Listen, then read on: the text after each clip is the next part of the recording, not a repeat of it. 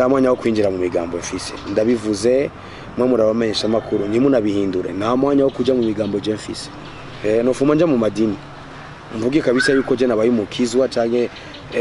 nabaye umuntu yemera cyane Imana kuko aho niyo nogira gahengwe ndayemera nta muntu ankurikira ngo yuko ngo ampora ivyo nemera ariko imigambwe n'abari muri yo mbona bategana imitego nta kamaro ndasubiyemo je ndi umunyemahoro je ntango ndafata kuva mvuka nta niyo nzi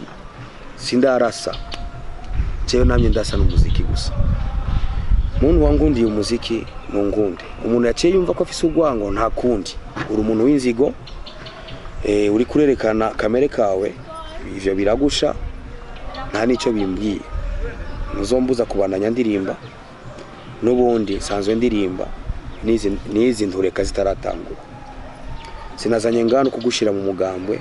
sinazanye ngana propaganda y'umugambwe wari wo wose waba uri ku butegetsi wabo abawugwanya ico nifuza nshaka kubona ko abarundi gusa bari mu mahoro kuko naje ndahafise imiryango ngaho murakoze